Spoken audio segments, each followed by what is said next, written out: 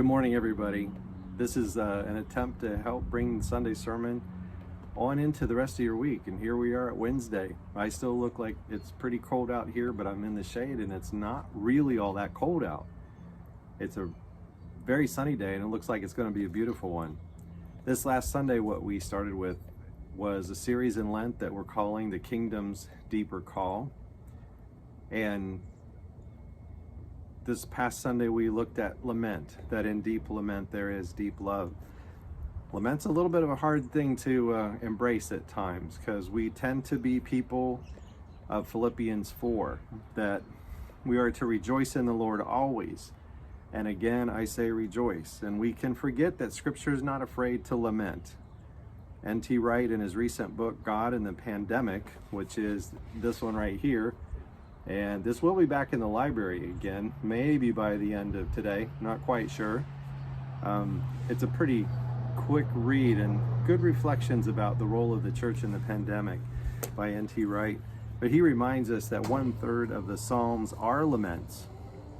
And we often see that those Psalms begin and end with praise, the lament in the middle, and then by the end of it, it's somewhat resolved. But even in those Psalms, like Psalm 88, it actually never resolves itself, never resolves the grief, because it starts out with, O Lord, the God who saves me.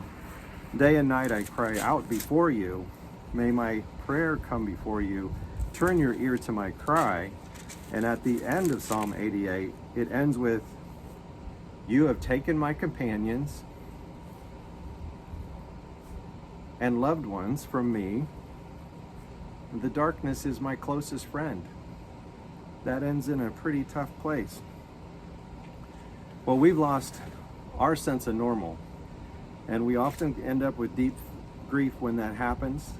When something happens in our lives that becomes a nodal event where there is like before COVID, and hopefully we're going to be able to tell the story after COVID or remember COVID.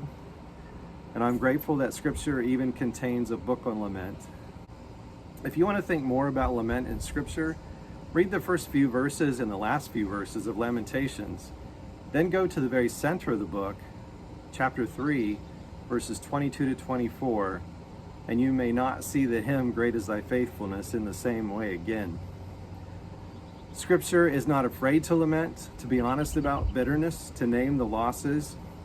Just prior to those verses in the middle of Lamentations, where it talks about God's great faithfulness to us and mercies new every morning, just about 5 verses earlier, the writer says, He has broken my teeth with gravel. My splendor is gone. Even Jesus on the cross cried out the lament of Psalms 22. My God, why have you forsaken me? So how do we as people help one another to say together the other phrase Jesus said on the cross, into your hands I commit my spirit? It's like being honest about the lament, but also a statement of faith saying our only hope is in you, and so we put ourselves in your hands.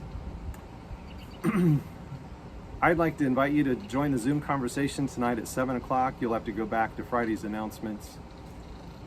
Actually, maybe it's not there. Maybe we'll send that out with this video. A link for the 7 p.m. Zoom conversation tonight. At 7:45, I'm going to start another one on another link, and our chair of the elders, Don Clymer, is going to take over the conversation from that 7 o'clock Zoom session. So I'm free to leave, but yet we don't have to close it off if we're in a place where we want to keep talking.